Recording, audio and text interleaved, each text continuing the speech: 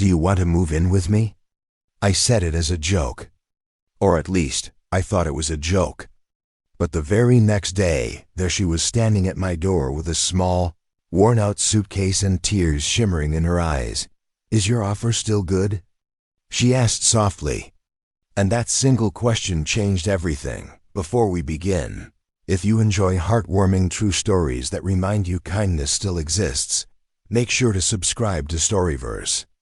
Don't forget to like, share, and leave a comment. Your support keeps the circle of kindness alive. It all began on a cold Tuesday morning. I was standing in line at a small downtown coffee shop, waiting for my usual black coffee. Behind me stood a woman, early 30s, hair messy, and a kind of deep exhaustion that no amount of caffeine could truly erase. When she tried to pay, her wallet slipped, scattering a few coins across the floor. Inside, I noticed only a couple of coins and a faded photograph of a young boy. I paid for her coffee without thinking. She tried to argue, promising she would pay me back. I smiled and said, "Don't worry about it. Everyone deserves a warm cup of coffee once in a while." That's when she gave me a smile that hid more hurt than she wanted anyone to see.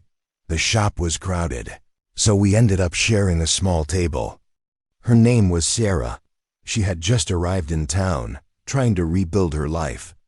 In a quiet, trembling voice, she told me she had lost her job, her apartment, and custody of her son, all within a few months. My heart sank.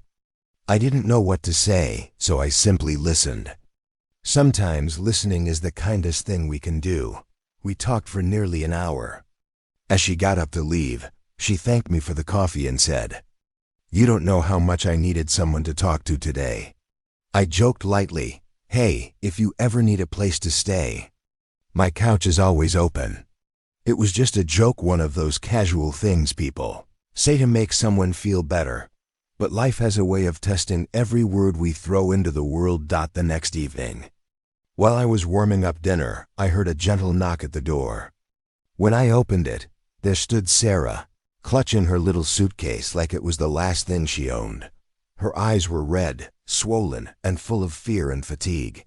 "Is your offer still good?" she whispered. I froze. My mind raced. I lived alone. I barely knew her. This could be complicated, but then I looked at her face, tired, frightened, but holding on to a tiny thread of hope. I stepped aside. "Yes," I said quietly. "It's still good." She breathed out a shaky sigh and walked inside. That night I made her some soup. She sat at my table with both hands wrapped around the warm bowl, as if the warmth itself was a comfort she hadn't felt in days. Slowly, she told me her story. She had escaped an abusive relationship, lost her job because she missed too many shifts. The shelter she was staying in was full. She had nowhere left to go. All I had was a small apartment and an old couch. But I told her she could stay until she found her footing again.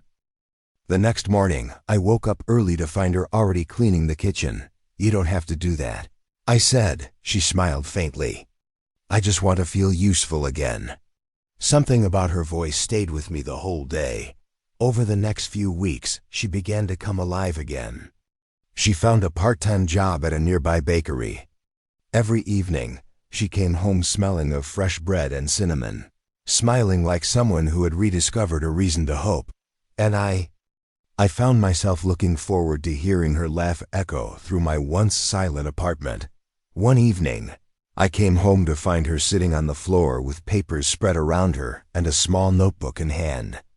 She looked up, her eyes shining. "I'm saving up," she said. "I want to rent a little place of my own, maybe even try to get my son back." Her determination hit me hard. It reminded me that kindness isn't about fixing someone's entire life. It's about giving them a safe space to start again. Months passed. My quiet apartment began to feel like a home again. We cooked dinner together, watched old movies, shared stories, laughed over silly things. Sometimes she talked about her son, Ethan, and how he used to hum himself to sleep. Then one Friday evening, she came home with a letter. Her hands shook as she handed it to me. It was from family court. After reviewing her progress, steady job, safe environment, and strong improvement, they were granting her weekend visitation rights. She broke down crying, and I held her while she sobbed with relief. The following Saturday, I met Ethan, a shy boy with bright eyes and a smile that could melt anyone's sadness. We spent the day at the park eating ice cream and feeding ducks. Watching Sarah with her son was like seeing sunshine break through months of heavy clouds. A few months later, Sarah moved into a small apartment just a few blocks away. The day she left, she hugged me tightly and said, "You didn't just give me a place to stay. You gave me my life back." I told her, "You rebuilt your life. I only opened the door." Life moved forward, but we stayed close. Every Sunday, she and Ethan visited for dinner, always bringing homemade pie. We talked about work, school, and how unpredictable life can be. And every time I saw her smile, I remembered that one moment, the day she stood at my door and asked, "Is your offer still good?" It was the easiest yes I've ever spoken. Kindness doesn't need to be grand.